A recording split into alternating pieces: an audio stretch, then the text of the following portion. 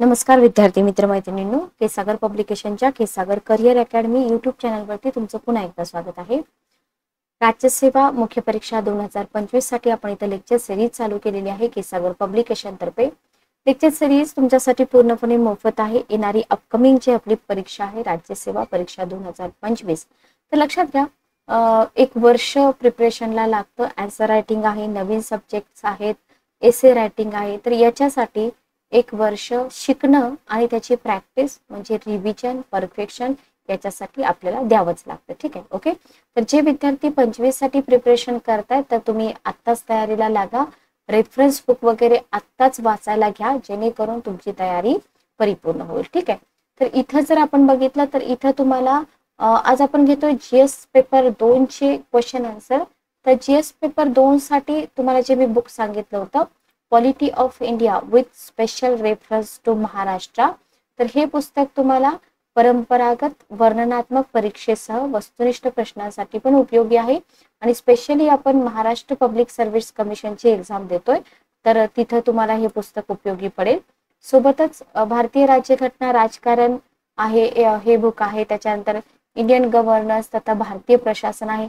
विद्यार्थ्यांना काय वाटतं की आन्सर रायटिंग आहे, आम्ही गुगल सर्च करू, भरपूर कंटेंट मिळेल, पण भरकटलं जातं. लक्षात घ्या. तर खूप चांगली पुस्तकं तुम्हाला इथं अवेलेबल होत आहेत आणि या पुस्तकांमधून तुम्ही तुमचं जे आन्सर रायटिंग आहे ते आन्सर रायटिंग तुम्ही स्टार्ट करू शकता. तुमच्या संकल्पना क्लिअर करून घ्या. शासन आणि राजकारण सिलेबस बघा, सिलेबस डिकोडचं एक लेक्चर मी घेतलं होतं. तिथं तुम्हाला बऱ्यापैकी माहिती होतं की शासन आणि राजकारण हा आपल्या सिलेबसचा भाग आहे. ठीक आहे, ओके, क्लिअर. तर हे सगळं तुम्हाला इथं का सांगायची गरज आहे, कारण बरेच विद्यार्थी सिलेबस बघत नाहीत. तर सिलेबस बघा आणि ज्यांचं टार्गेट फिक्स आहे की 2025 चीच परीक्षा मला द्यायची, तर अशा विद्यार्थ्यांनी जराही उशीर न करता अभ्यासाला स्टार्ट करा. ठीक आहे, ओके. तर जीएस पेपर 2 साठी आपला पहिला क्वेश्चन आहे, भारतीय राज्यघटनेतील सामाजिक न्यायाला चालना देण्यासाठी राज्य धोरणाच्या मार्गदर्शक तत्वांच्या महत्वाची चर्चा करा. 250 शब्दामध्ये तुम्हाला आन्सर द्यायचं. ठीक आहे. भारतीय राज्यघटनेतील सामाजिक न्यायाला चालना देण्यासाठी राज्य धोरणाच्या मार्गदर्शक तत्वांचं जे महत्व आहे त्याची चर्चा करा. Okay, clear. तुमचा क्वेश्चन काय आहे बघा, सामाजिक न्याय या सामाजिक न्यायाला चालना देण्यासाठी राज्य धोरणाच्या मार्गदर्शक तत्वांचं जे महत्व आहे ना, तर त्या महत्वाची चर्चा करा म्हटलंय तुम्हाला. ओके. दृष्टिकोन कसा असला पाहिजे, तुम्हाला क्वेश्चन कशाच्या संदर्भात आहे, मार्गदर्शक तत्वांच्या, बरोबर. तर इथं तुम्हाला राज्य धोरणाच्या निर्देशक तत्वांचा परिचय करून उत्तराची सुरुवात करायची. ओके. सामाजिक न्यायाला चालना देण्यासाठी राज्य धोरणाच्या निर्देशक तत्वांच्या महत्वाची चर्चा करायची. आणि जे कीवर्ड्स आहेत, कीवर्ड काय आहे आपला, सामाजिक न्याय, मार्गदर्शक तत्व. ठीक आहे. आणि त्याच्यानुसार तुम्हाला काय करायचं आहे, तुम्हाला इथं निष्कर्ष काढायचे आहेत. Okay, clear. क्वेश्चन व्यवस्थित वाचा. क्वेश्चन व्यवस्थित वाचले की पुढचे जे आपले प्रॉब्लेम्स असतात ना, ते प्रॉब्लेम्स आपले बऱ्यापैकी सॉल्व्ह होऊन जातात. ठीक आहे. तर कीवर्ड्स खूप इम्पॉर्टंट असतात, भरकटलं जात नाही की तुम्हाला क्वेश्चन मध्ये काय विचारलंय ते तुम्हाला इथं समजलं पाहिजे. Okay, clear. नेक्स्ट बघा, परिचय काय द्यायचा आहे तुम्हाला. तुम्हाला सांगायचंय आपल्याला क्वेश्चन विचारलाय मार्गदर्शक तत्वांबद्दल, बरोबर. राज्य धोरणाची मार्गदर्शक तत्व डीपीएसपी हे भारतीय राज्यघटनेच्या कोणत्या भागामध्ये नमूद केले. ठीक आहे, भाग 3 मध्ये आहेत, भाग 4 मध्ये आहेत, हे तुम्हाला इथं सांगायचं. ओके. आर्टिकल लिहिले तरी चालते की कोणत्या आर्टिकल अंतर्गत येतात तरी चालेल. ठीक आहे. तर एक मार्गदर्शक तत्वांचा एक संच आहे. न्याय्य नसले तरी ते भारतातील, न्याय्य म्हणजे काय, न्यायालयाकडून अंमलबजावणी केली जाऊ शकत नाही, हे तुम्हाला माहित असेल, प्रिलियमसाठी तितकं तरी आपण करतो. न्याय्य नसले तरी ते भारतातील सामाजिक न्यायाला चालना देण्यासाठी एक महत्वपूर्ण साधन म्हणून काम करतात. Okay, clear. बघा, न्याय्य नाही आहेत पण भारतातल्या सामाजिक न्यायाला चालना देण्यासाठी काय करतात, एक महत्वपूर्ण साधन म्हणून काम करतात. आता हे एवढं इंट्रोडक्शन ठीक आहे, तुम्हाला कितीही माहिती असू द्या मार्गदर्शक तत्वांबद्दल, पण इतकं इंट्रोडक्शन मोर दॅन सफिशियंट आहे. ठीक आहे. मग आता क्वेश्चन काय आहे आपला, क्वेश्चन आहे की सामाजिक न्यायाला चालना देण्यासाठी म्हटले. ठीक आहे. मग या समाज कल्याण धोरणासाठी फ्रेमवर्क तुम्हाला लिहावं लागेल, बरोबर. तर समाज कल्याण धोरणासाठी फ्रेमवर्क मध्ये तुम्हाला काय लिहावं लागेल की डीपीएसपी सामाजिक न्यायाला चालना देण्याच्या उद्देशाने कायदे आणि धोरण तयार करण्यासाठी एक फ्रेमवर्क प्रदान करतं. ठीक आहे. ओके. आता एवढं लिहून चालेल का? नाही, आपल्याला एक्झाम्पल पण द्यावं लागेल कसं फ्रेमवर्क प्रदान करतं बाबा. तर उदाहरणार्थ कलम 39 समान कामासाठी समान वेतन सुनिश्चित करण्यासाठी राज्याला निर्देश देतं. बरोबर. ज्याच्यामुळे किमान वेतन कायदे आणि कामगार कल्याण योजनांची अंमलबजावणी झाली आणि त्याच्यामुळे काय झालं, आर्थिक विषमता कमी झाली. Okay, clear. आलो आपण पॉइंट पर्यंत. सामाजिक न्यायाला चालना दिली की नाही? बरोबर आहे.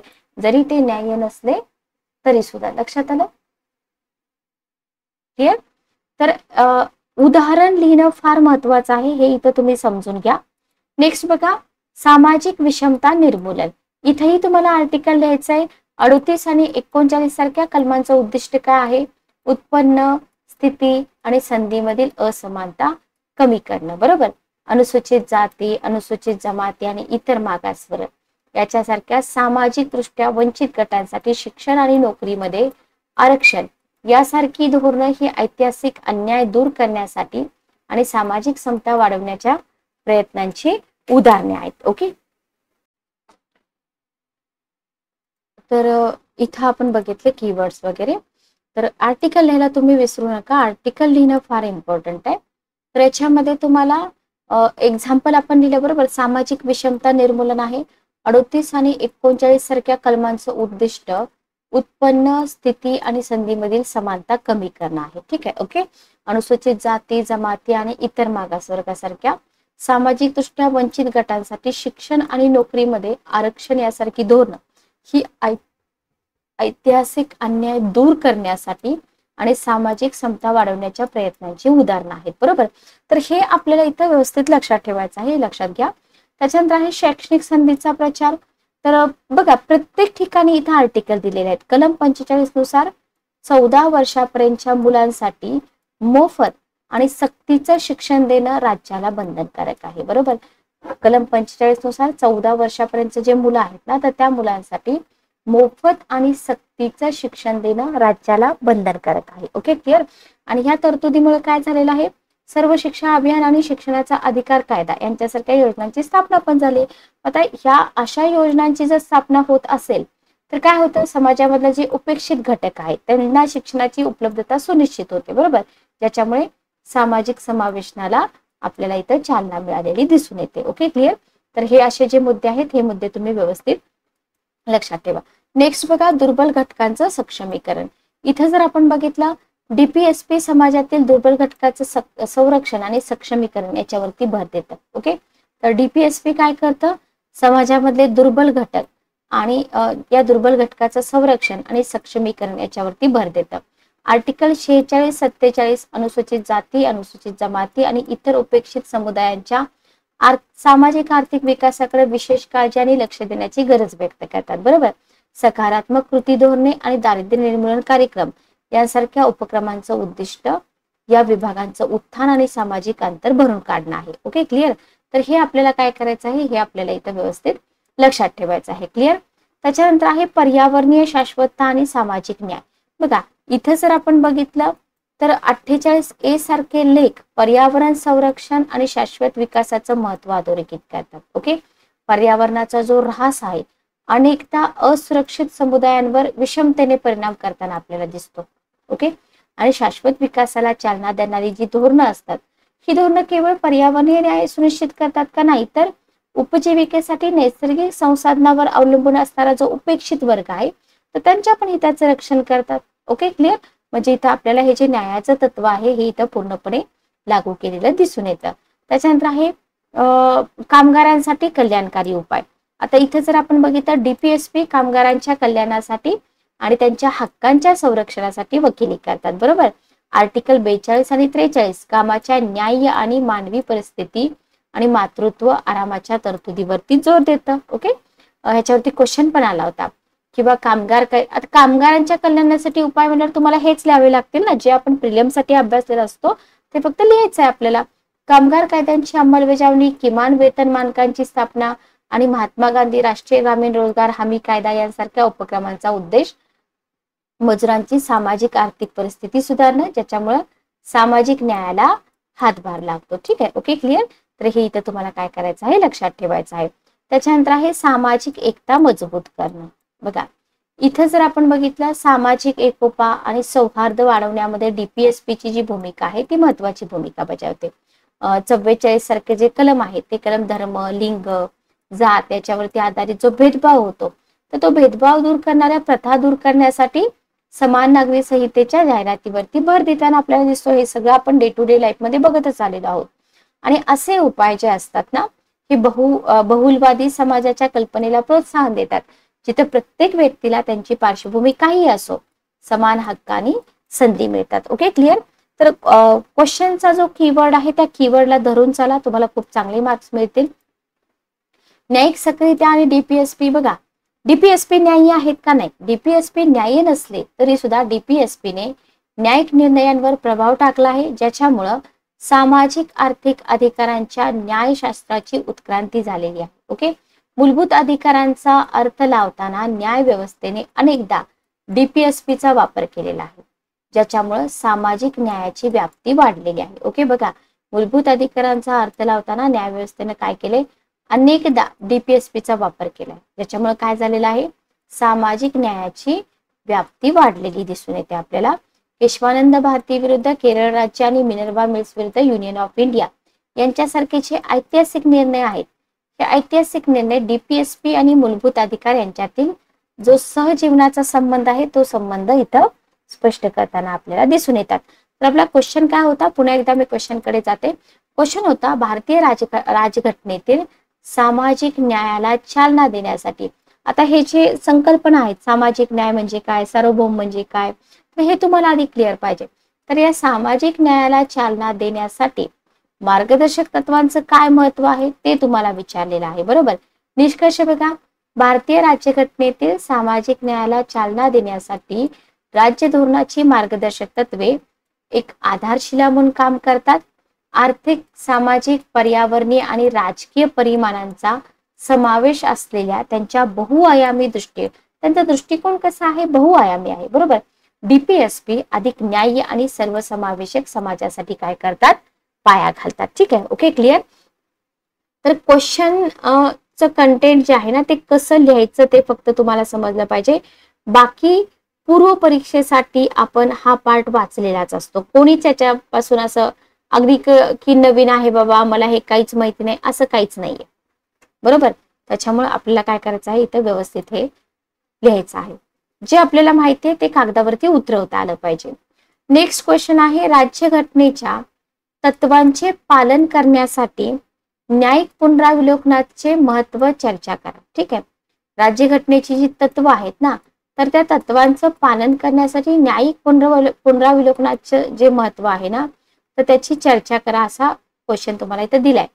हा जरा क्वेश्चनचा एक पार्ट. सेकंड पार्ट बघा, भारताच्या लोकशाही चौकटीत त्याची भूमिका अधोरेखित करणारी उदाहरणे द्या. 250 शब्द. ठीक आहे.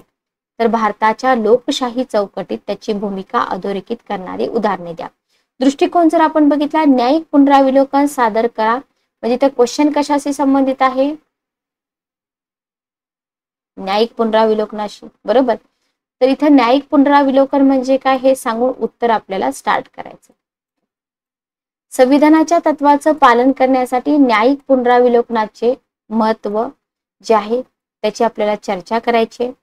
भारताच्या लोकशाही चौकटीत त्याची भूमिका अधोरेखित करणारी उदाहरणं आपल्याला द्यायची. बघा, प्रत्येक ठिकाणी उदाहरणं द्यायला विसरू नका. उदाहरणं फार महत्वाची असतात आणि उदाहरणावरनं आपल्याला उदाहरणं जर लिहिली तर आपल्याला मार्क्स खूप चांगले मिळतात, हे तुम्ही इथं विसरू नका. ठीक आहे. ओके. आणि जे तुमचे कीवर्ड्स आहेत क्वेश्चनचे तर त्या कीवर्डच्या आवश्यकतेनुसार तुम्हाला काय करायचं इथं निष्कर्ष लिहायचा आहे. न्यायालयीन पुनरावलोकन ही जी संकल्पना आहे याच्यावरती तुम्हाला पूर्व परीक्षेला क्वेश्चन आला होता. आधी UPSC ला आला, नंतर आपल्याला विचारला. क्लिअर. चला बघा, काय लिहायचंय तुम्हाला परिचयामध्ये? तुम्हाला लिहायचंय न्यायिक पुनरावलोकन म्हणजे काय. तर न्यायिक पुनरावलोकन भारताच्या राज्यघटनेमध्ये अंतर्भूत असलेले जे तत्व आहेत त्या तत्वांचं पालन करण्यासाठी आधारशिला आहे. बरोबर. हे जे न्यायिक पुनरावलोकन आहे हे न्यायिक पुनरावलोकन राज्यघटनेचे वर्चस्व सुनिश्चित करण्यासाठी, राज्याच्या अवयवांमध्ये शक्तीचे नाजूक संतुलन राखण्यासाठी आणि नागरिकांच्या मूलभूत अधिकाराचं रक्षण करण्यासाठी एक यंत्रणा म्हणून काम करते. ठीक आहे. काय काम करतं, न्यायिक पुनरावलोकन हे आपल्याला इथं दिलेलं आहे. लक्षात आलं. आता इथे त्यांच्या उदाहरणासह घटनात्मक तत्वांचं समर्थन करणारे आपल्याला काही मुद्दे लिहायचे आहेत, ज्याच्यावरती आपला क्वेश्चन बेस करतो. लक्षात आलं, क्लिअर. तर पहिला आहे घटनात्मक. तुम्हाला आधी घटनेची तत्व माहित पाहिजेत, बरोबर. ओके, ज्याच्यामध्ये घटनात्मक सर्वोच्चता तत्व आहे. तर घटनात्मक सर्वोच्चता सुनिश्चित करणं. तर न्यायिक पुनरावलोकन न्यायपालिकेला विधायी आणि कार्यकारी क्रियांच्या घटनात्मकतेचं पुनरावलोकन करण्याचा अधिकार देतं. ओके, आणि हे सुनिश्चित करतं की कायदे आणि धोरणे संविधानात दिलेल्या तत्वाशी सुसंगत आहे. बघा, न्यायिक पुनरावलोकन न्यायपालिकेला विधायी आणि कार्यकारी क्रियांच्या घटनात्मकतेचं पुनरावलोकन करण्याचा अधिकार देतं. हे सुनिश्चित करतं की कायदे आणि धोरणे संविधानामध्ये जी तत्व आहेत, जे बेसिक स्ट्रक्चर आहेत, त्याला अनुसरून आहेत का. उदाहरणार्थ, उदाहरण पण लिहायचंय तुम्हाला. इथं क्वेश्चन काय दिलाय बघा तुम्हाला, अधोरेखित करणारी उदाहरणं लिहा म्हटलंय. चर्चा करा आणि उदाहरणं पण लिहा. ठीक आहे. बघा, केशवानंद भारती विरुद्ध केरळ राज्य. डेट पण लिहायला विसरू नका कंसामध्ये. सर्वोच्च न्यायालयाने असं प्रतिपादन केलं की संसद संविधानाच्या मूलभूत संरचनेमध्ये बदल करू शकत नाही. अशा प्रकारे तिचं सर्वोच्चत्व आहे ना, त्याची पुष्टी करतात. Okay, clear.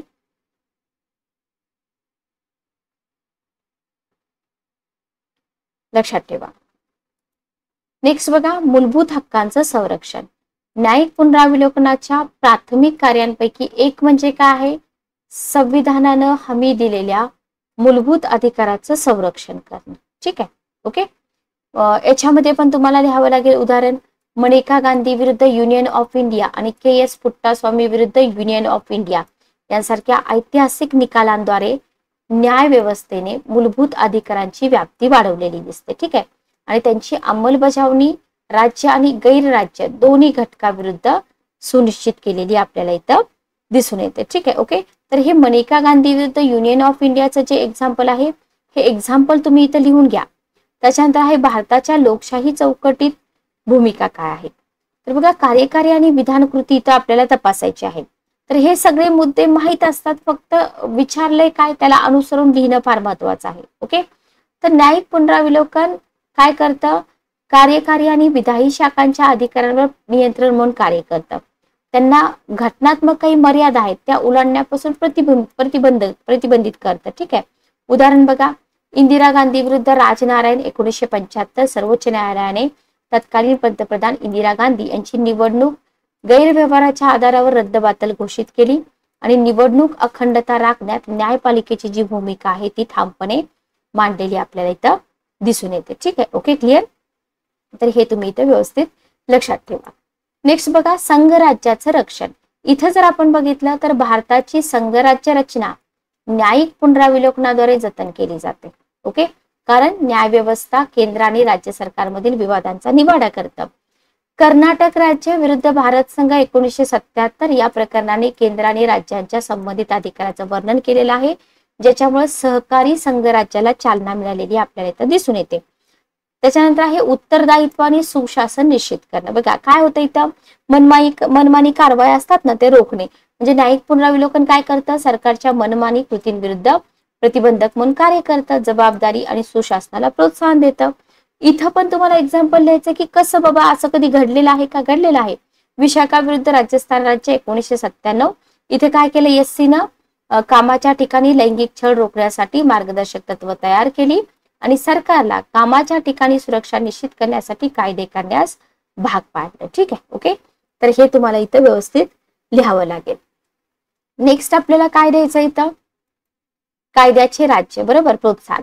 बघा, कायद्यांचा अर्थ लावून आणि त्यांची घटनेशी सुसंगतता निश्चित करून न्यायिक पुनरावलोकन कायद्याचं राज्य मजबूत करतं. बरोबर. आता इथं उदाहरण तुम्हाला काय द्यायचंय, एस.आर. बोम्मई विरुद्ध युनियन ऑफ इंडिया यांचा समावेश तुम्हाला इथं दिसून येतो, जिथं सर्वोच्च न्यायालयाने धर्मनिरपेक्षतेचं तत्व जे आहे ते कायम ठेवले आणि राजकीय कारणांसाठी राज्यामध्ये राष्ट्रपती राजवट लागू करणं रद्द केलेलं आहे. Okay, clear. तर इथं तुम्हाला क्वेश्चन जो आहे तो क्वेश्चन पूर्णपणे समजला असेल. कंटेंट खूप जास्त लिहावं लागतंय. 250 शब्दामध्ये आपण उत्तर लिहितोय. क्वेश्चन कुठं ब्रेक करायचा, अगोदर तुम्हाला म्हटलंय चर्चा करा आणि त्याच्यानंतर म्हटलंय लोकशाही चौकटीत त्याची भूमिका अधोरेखित करणारं उदाहरणं पण लिहा, बरोबर. ओके, मग तुम्ही निष्कर्ष काय सांगणार?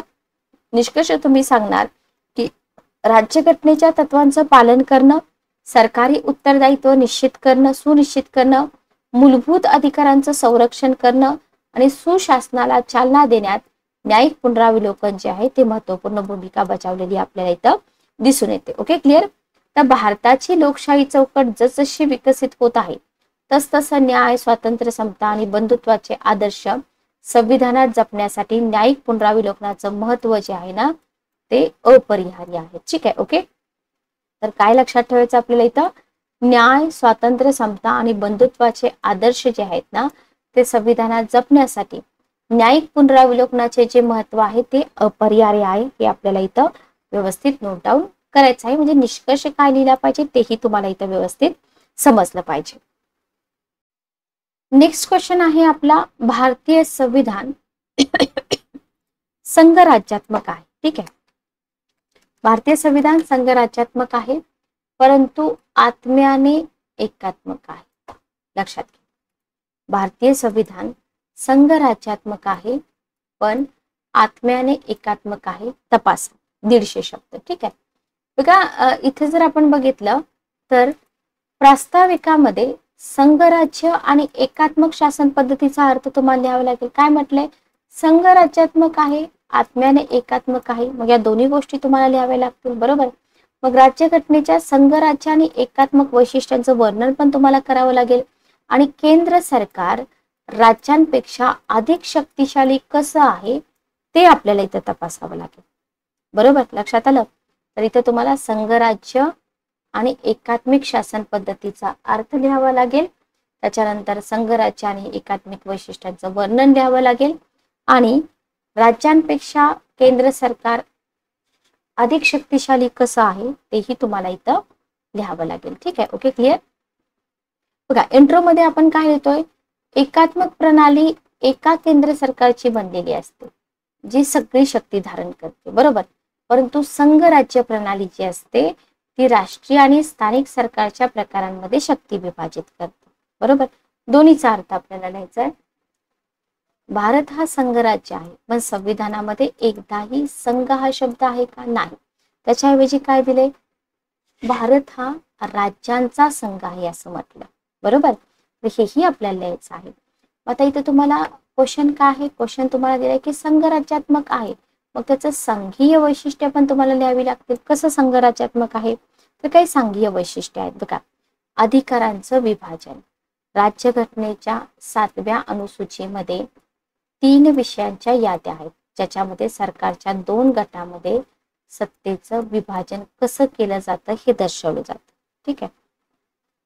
ओके, लिखित राज्यघटना.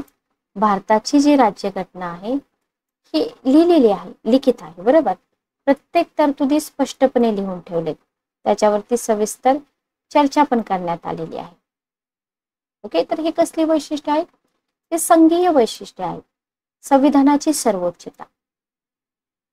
तर सर्वोच्च न्यायपालिका, भारताचं सर्वोच्च न्याय, भारतातील सर्वोच्च न्यायालय आहे. हे कसलं वैशिष्ट्य आहे? संघीय वैशिष्ट्य आहे. द्विकॅमरल कायदे आहेत इथं, म्हणजे कायदेमंडळाची 2 सभागृह आहेत, लोकसभा आणि राज्यसभा. ओके, आता एकात्मक वैशिष्ट्य पण लिहावे लागतील कारण आपण काय म्हणतोय? आपण म्हणतोय की संघराज्यात्मक आहे पण आत्मा कसा आहे? एकात्मक आहे, बरोबर. एकात्मक वैशिष्ट्य म्हणजे कशी वैशिष्ट्य? नॉन फेडरल वैशिष्ट्य. लक्षात घ्या, याच्यामध्ये जर तुम्ही बघितलं तर एकल संविधान आहे, राज्याचं केंद्रावर नियंत्रण आहे, बरोबर.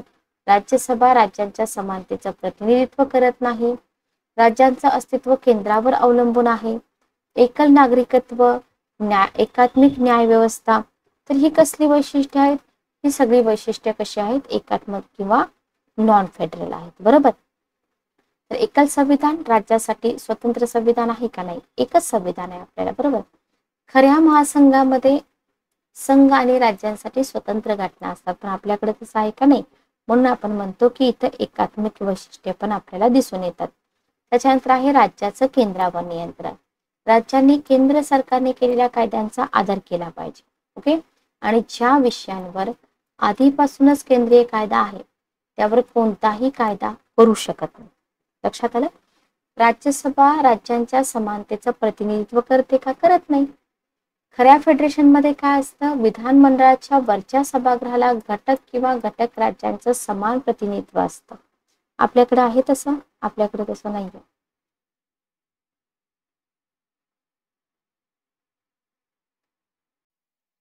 तर इथं आपण कुठपर्यंत आलो होतो बघा.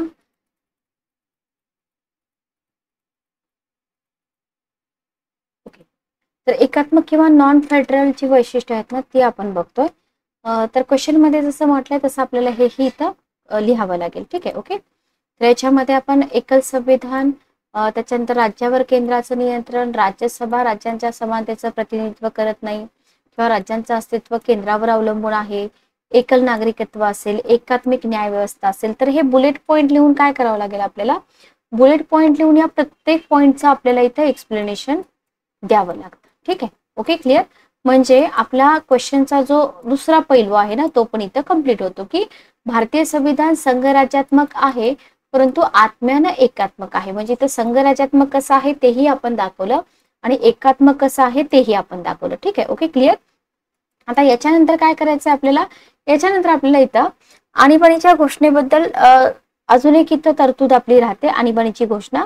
तर जेव्हा आणीबाणी घोषित केली जाते तेव्हा केंद्र किंवा केंद्र सरकार संपूर्णपणे शक्तिशाली बनतात. म्हणजे इथे एकात्मक वैशिष्ट्य तुम्हाला दिसून येतं. आणि राज्य सरकार जे असतात ना ती त्यांच्या संपूर्ण नियंत्रणाखाली येतात. राज्य सरकारे त्यांची स्वायत्तता गमावतात आणि खालील तरतुदीवरून हे सिद्ध होतं की भारत निसर्गाने जरी संघराज्यात्मक असला तरी त्याचा आत्मा एकात्मक आहे. ओके, म्हणजे तुम्ही काय केलं? तुम्ही एकात्मक वैशिष्ट्ये पण सांगितली, तुम्ही संघराज्यात्मक वैशिष्ट्ये पण सांगितली, बरोबर? आता तरतुदी तुम्हाला लिहायच्यात की कोणत्या तरतुदीवरून, बरोबर? तर कायदेविषयक बाबीमध्ये केंद्रीय संसद खूप शक्तिशाली आहे. संघाच्या यादीवर आणि जे अवशिष्ट अधिकार असतात त्यांचे केवळ विशेष नियंत्रण नाही तर समवर्ती यादी आणि जी राज्यसूची असते त्याच्यावरती पण वर्चस्व आहे. आपण अभ्यासतो की राज्यसूचीवरती पण सेंटर कायदा करू शकतं किंवा समवर्ती सूची आहे तर समवर्ती सूचीवर सेंटर पण कायदा करू शकतं, केंद्र पण कायदा करू शकतं. तर इथे काय होतं? सेंटरचा जो कायदा तो मुख्य असतो, बरोबर? राज्याचा जो कायदा असतो तो इथं नॉमिनल असतो. Okay, clear?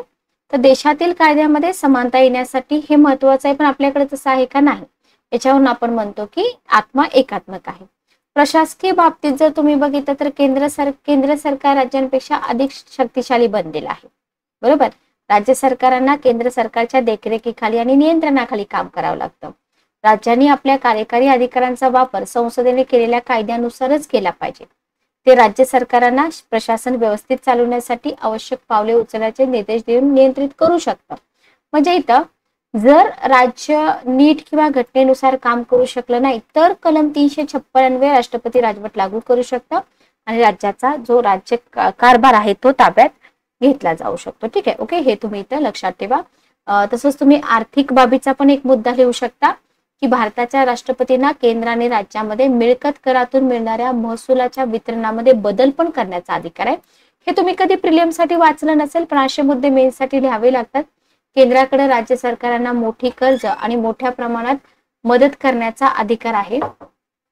भारताचे जे नियंत्रक आणि महालेखा परीक्षक असतात, भारतीय वित्त आयोग जे केंद्रीय एजन्सी आहेत त्यांचेही राज्याच्या वित्तावरती नियंत्रण असतं. ठीक आहे. Okay, clear?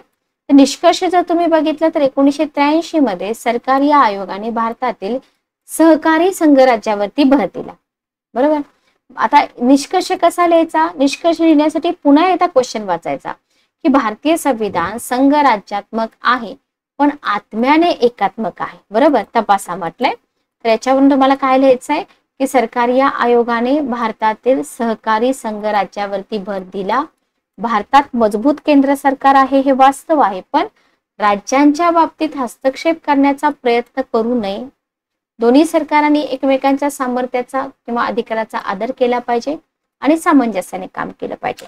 म्हणजे इथं तुम्ही सेंटर बद्दल डायरेक्ट निगेटिव्ह लिहून चालेल का? नाही चालणार. लक्षात घ्या, सेंटर बद्दल डायरेक्ट निगेटिव्ह लिहू नका. काय करायचं आपल्याला? दोन्हीकडे बॅलन्स आन्सर आपल्याला इथं लिहिले पाहिजे. लक्षात आलं? क्लिअर? नेक्स्ट बघा, नेक्स्ट क्वेश्चन आपला आहे, आर्थिक सक्षमीकरणाशिवाय सामाजिक न्याय मिळू शकत नाही. भारतातील दारिद्र्य निर्मूलन कार्यक्रमाच्या संदर्भात या विधानाची चर्चा करा. काय म्हटलंय तुम्हाला? आर्थिक सक्षमीकरणाशिवाय सामाजिक न्याय मिळू शकत नाही. तर हे विधान आहे ना, या विधानाची तुम्हाला चर्चा करायची. कशाच्या संदर्भात? भारतातील दारिद्र्य निर्मूलन कार्यक्रमाच्या संदर्भात. ओके, तर इथं तुम्हाला सामाजिक न्याय, अगोदर तुम्हाला आर्थिक सक्षमीकरण आणि सामाजिक न्याय यांच्यातल्या दुव्याचा उल्लेख करायचा. बरोबर? सामाजिक न्यायाची पूर्वतयारी म्हणून आर्थिक सक्षमीकरणाकडे लक्ष द्यायचंय. आर्थिक सक्षमीकरणासाठी उत्प्रेरक म्हणून सामाजिक न्याय दर्शवणाऱ्या प्रमुख युक्तिवादांचा उल्लेख करायचा आहे. ठीक आहे, आणि इथे काय करायचं? तुम्हाला समतोल निष्कर्ष काढायचा. लक्षात आलं? सामाजिक न्याय आणि आर्थिक सक्षमीकरण यांच्यातील दुव्याचा उल्लेख करून परिचय द्यायचा आहे. सामाजिक न्यायाची पूर्वतयारी म्हणून आर्थिक सक्षमीकरणाकडे लक्ष द्या, हे तुम्हाला इथं सांगायचं आहे. आणि आर्थिक सक्षमीकरणासाठी उत्प्रेरक म्हणून सामाजिक न्याय दर्शवणाऱ्या प्रमुख युक्तिवाद जे असतील ना, ते तुम्हाला इथं उल्लेख करायचे आहेत. लक्षात आलं? क्लिअर? सामाजिक न्याय आणि आर्थिक सक्षमीकरण अतूटपणे जोडलेल्या संकल्पना आहेत, ज्या दारिद्र्य निर्मूलन आणि सर्वसमावेशक विकासाला चालना देण्याच्या प्रयत्नांच्या केंद्रस्थानी आहेत. ठीक आहे, ओके. आर्थिक सक्षमीकरणाशिवाय सामाजिक न्याय मिळू शकत नाही, हे जे विधान आहे, हे विधान आर्थिक असमानता दूर करणं आणि आर्थिक स्वावलंबनाच्या संधी उपलब्ध करून देणं ही सामाजिक समता आणि न्याय प्राप्त करण्याच्या दृष्टीने महत्वपूर्ण पावले आहेत, या कल्पनेला जोडते. ओके, मग सामाजिक न्यायासाठी आर्थिक सबलीकरण ही पूर्वअट. ठीक आहे, हे तुम्ही इथे लिहू शकता परिचयामध्ये. आता इथं सबलीकरण ही पूर्वअट आहे. सामाजिक समावेशात अडथळा म्हणून गरिबीमुळे काय होतं? शिक्षण, आरोग्य सेवा, इतर अत्यावश्यक सेवांना वगळण्यात येतं. मग गरिबी निर्मूलन कार्यक्रमाद्वारे काय होतं? आर्थिक सक्षमीकरण या सेवांमध्ये प्रवेश प्रदान करू शकतं आणि सामाजिक समावेशन आणि समानता जी आहे ती वाढवू शकतं. उदाहरण बघा, तुम्ही महात्मा गांधी राष्ट्रीय ग्रामीण रोजगार हमी कायदा, मनरेगा म्हणतो आपण, त्याचं एक्झाम्पल देऊ शकता. ग्रामीण कुटुंबाला रोजगाराच्या संधी आणि उत्पन्न सुरक्षा प्रदान केल्या जातात, ज्याच्यामुळे त्यांना मूलभूत गरजा उपलब्ध करून देण्यात आलेल्या आहेत. ठीक आहे, त्याच्यानंतर सहभाग आणि एजन्सी सक्षम करणं. म्हणजे बघा, गरिबी एखाद्या व्यक्तीच्या जीवनावर परिणाम करते. बरोबर? तर परिणाम करणाऱ्या निर्णय प्रक्रियेमध्ये सहभागी होण्याची क्षमता पण मर्यादित करते. मग इथे काय करू शकतो आपण? कौशल्य विकास, उद्योजकता, आर्थिक समावेशाद्वारे आर्थिक सक्षमीकरण एजन्सी आणि सामाजिक प्रक्रियांमध्ये सहभाग वाढवू शकते. ओके, उदाहरण बघा, स्वयंसहाय्यता गट चळवळीने महिलांना आर्थिकदृष्ट्या सक्षम केलेले आहे, ज्याच्यामुळे काय होतं? त्यांना जे घरातील आणि समुदायामध्ये निर्णय घेण्यामध्ये आवाज उठवता आलेला आहे. ठीक आहे, आंतरपिढीतील गरिबीचे चक्र बघा, गरिबी पिढ्यानपिढ्या कायम राहू शकते. ठीक आहे, सामाजिक आणि गतिशीलतेला अडथळा आणते आणि असमानता पण वाढवते. मग आता याच्यासाठी काय करू शकतं? सक्षमीकरण, शिक्षण, व्यावसायिक प्रशिक्षण आणि मालमत्ता निर्मितीवर लक्ष केंद्रित करणारं आर्थिक सक्षमीकरण कार्यक्रम हे चक्र खंडित करू शकतात, पिढ्यानपिढ्या जे आहे ते, आणि भावी पिढ्यांसाठी सामाजिक न्यायाला प्रोत्साहन देऊ शकतात. हे सगळं आपल्याला माहिती असतं की नाही? म्हणजे तुम्ही ऐकतात की बाबा आपल्या फॅमिलीमध्ये आतापर्यंत खूप जास्त गरिबी चालत आली, आपण जर शिकलो तरच आपली पुढची पिढी चांगली होणार. लक्षात आलं? एक्झाम्पल दिलं मी तुम्हाला. तर इथं तुम्हाला फक्त गव्हर्नमेंटचा रोल जो आहे तो इथं सांगायचा आहे. उदाहरण बघा, सुकन्या समृद्धी योजना ही आर्थिक असुरक्षितता आणि अवलंबित्वाचं चक्र मोडून पालकांना त्यांच्या मुलींच्या भविष्यासाठी गुंतवणूक करण्यासाठी एक सुरक्षित आणि आकर्षक गुंतवणूक प्रदान करते. बरोबर? तर हे तुम्ही इथे लिहू शकता. आर्थिक सक्षमीकरणासाठी उत्प्रेरक म्हणून सामाजिक न्याय, याच्यामध्ये पद्धतशीरपणे असमानता दूर करणं, सर्वसमावेशकतेला प्रोत्साहन देणारी आणि भेदभाव दूर करणारी धोरणं असतील, कार्यक्रम आर्थिक सक्षमीकरणाचे मार्ग उघडू शकतात. ठीक आहे, हा क्वेश्चन थोडासा तुम्हाला कॉम्प्लिकेटेड वाटेल, पण असे क्वेश्चन एक्झाम मध्ये विचारले जातात, हे मात्र तुम्ही व्यवस्थित लक्षात ठेवा. ठीक आहे, ओके, क्लिअर. नेक्स्ट बघा, इथे तुम्हाला अनुसूचित जाती जमाती अत्याचार प्रतिबंधक कायद्याचा जो उद्देश आहे ना, तो उद्देश, त्याचं एक्झाम्पल लिहिलं तर तुम्हाला खूप चांगले मार्क्स मिळतील. लक्षात घ्या. तर इथं तुम्हाला उद्देश लिहिलेला आहे की उपेक्षित समुदायाच्या हक्काचं संरक्षण करणं आणि त्यांच्या आर्थिक प्रगतीसाठी सक्षम वातावरण निर्माण करणं. ठीक आहे, ओके. सर्वसमावेशक विकासाला चालना देणं. सामाजिक न्याय तत्वे विकास प्रक्रियेमध्ये काय करतात? उपेक्षित आणि असुरक्षित गटांचा समावेश करण्यावर भर देतात. बरोबर.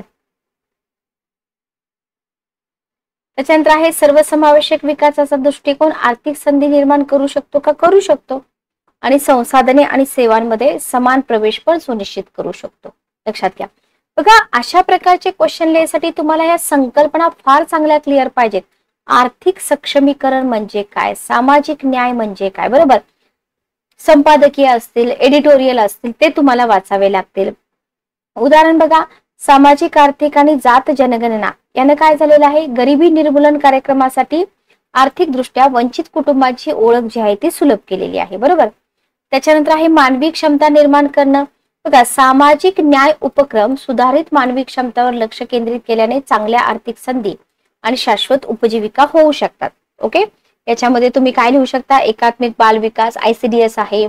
तर याचं उद्दिष्ट काय आहे? मुलांचं आरोग्य, पोषण, बालपणीचं शिक्षण सुधारणं, त्यांच्या भावी आर्थिक सक्षमीकरणाचा पाया घालणं. बरोबर. तर हे इथं तुम्हाला लिहावं लागेल. निष्कर्ष जर तुम्ही बघितले तर इथं सामाजिक न्याय, आर्थिक सक्षमीकरण यांच्यात एक समन्वयात्मक संबंध आहे. आंतरखंडीय असमानता दूर करून शाश्वत उपजीविकेला प्रोत्साहन देऊन भारतामध्ये सर्वसमावेशक वाढ, सामाजिक परिवर्तनाचं सद्गुण चक्र तयार करू शकतो. हे आपल्याला लिहायचं आहे. आणि SDG गोल असतील ज्याच्यामध्ये गरिबी, लिंग समानता, तर हे साध्य करण्याच्या दिशेने काय होईल? प्रगतीचा वेग इथं वाढू शकतो. तर हा जो क्वेश्चन आहे, हा क्वेश्चन थोडासा वेगळा होता.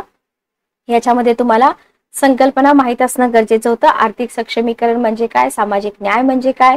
दारिद्र्य निर्मूलनाचा कार्यक्रम याच्यामध्ये याचा काय रोल असतो? हे सगळं जर माहित असतं तर आपल्याला या क्वेश्चनचा आन्सर इथं लिहिता आला असतं.